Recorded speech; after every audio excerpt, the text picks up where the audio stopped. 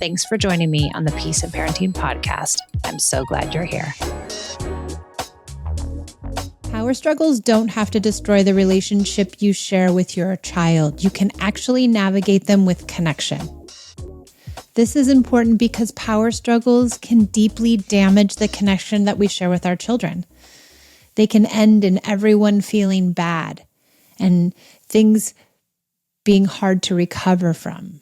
We might have to feel like we have to apologize. We might have to repair for how badly things have gone during a power struggle.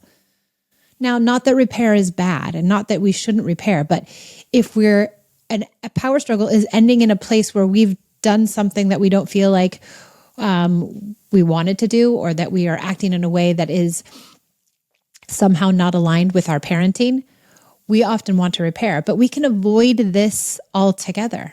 We can avoid power struggles ending in a place where everyone feels as if they are losing.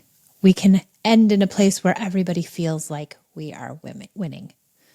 And power struggles are common. They're common currents. Everybody's going to have power struggles. You're going to have power struggles with your kids. You're going to have power struggles with your friends. You're going to have power struggles with your partners. But especially our children are looking for autonomy. They want to be in control of their own lives, and they live in a world where they have very little agency, and they live in lives where they're not able to make decisions for themselves. And so where they can have autonomy and agency, they push to do that. And it might not be in a place where it's easy for you. And so ending up in power struggles is totally common and normal. And children are not going to be little robots like we were expected to be, because the world is changing and children do have autonomy, and we are going to allow them this autonomy, but it might look a little bit more messy. And it might look messy because we want to behave in the ways in which we were parented. We want to come with authority and control instead of coming with connection. So don't let the power struggles erode your relationship. Learn how to navigate them with empathy and understanding and play. Let's turn these situations into a place of connection as opposed to a place of erosion. If we can understand that our children need this autonomy and we can work with them instead of against them, then we will show them that we are safe, that we are sturdy, that we love them unconditionally, even when they're trying to assert themselves. So let me tell you a little story about a client. I have a client who has a son who loves to say no. He says no sounds really good coming out of his mouth. Now, this sweet kid has been diagnosed with severe ADHD and ODD. And if you're not familiar with ODD, it's oppositional defiant disorder. And sometimes ADHD and ODD go together. And a lot of kids who have ADHD end up presenting with some sort of ODD. So this desire to be defiant, basically. So last week, my client was struggling to get her son to put his laundry in the laundry bin. Sound familiar? I'm sure it does. And if it isn't the laundry, it's something else. And he had an entire floor full of clothes. I mean, it was cluttered. She sent me a picture. It was cluttered. It was everywhere.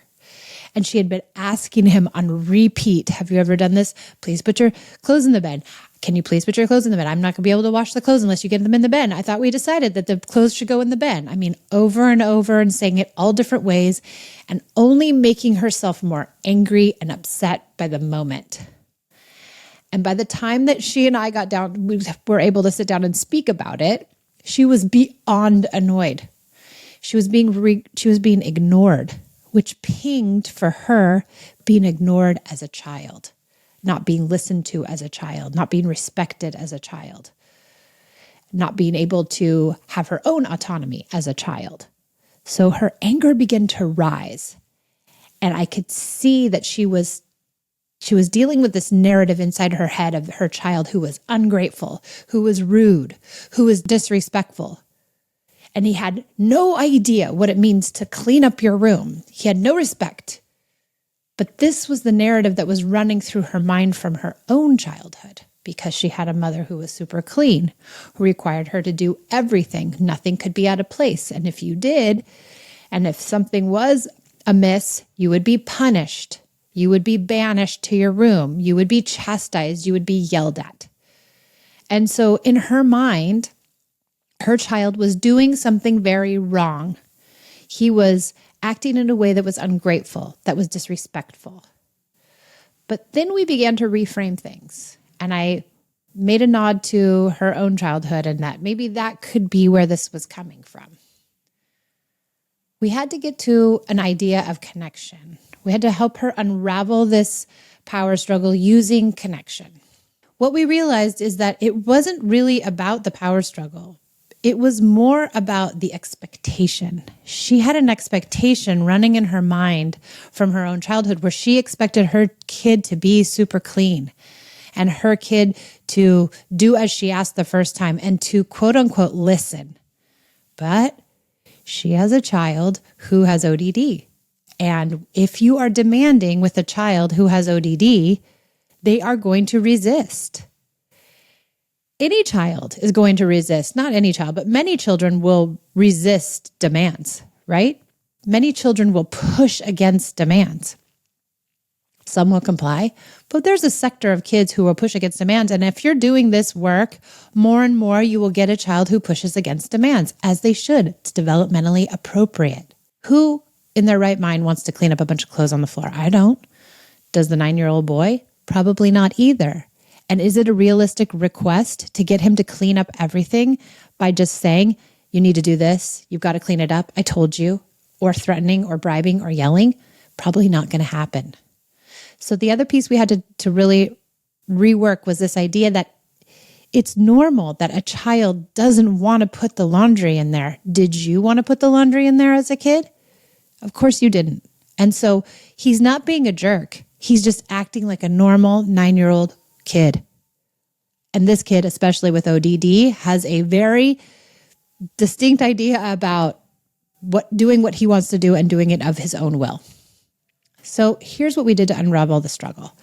I asked her if she could turn it into a game, if she could use the bin as a basketball hoop and assign points each time that he got one in. Then I asked her, okay, why don't you hold the bin and make sure that he gets all of them in so he feels like he's winning and he's getting the points so that he wants to. And then can you try to do it and you miss and you're the buffoon and you're the idiot and you can't do it. Now we've turned a power struggle into connection. We've reversed this whole idea that it needs to be this struggle between the parent and the child, and we actually turned it into something connective because we used play. Now, we had to be realistic. Are we going to expect him to put every single piece of laundry into the bin? Maybe not. And would that be okay? And are we okay with that? And could we grab the last few pieces left and put them in? He's 9. He's still learning. But we're not getting to a place of disconnection. We're getting to a place of connection and play. And guess what? She went home and did it, and it worked. Was it perfect? No. At first, he didn't want to do it, and then he didn't do all of it, and she accidentally got one in, and she was mad. But overall, it worked. And even if it wasn't perfect, it didn't get to a place where everyone was yelling and screaming at each other. So I hope this is helpful.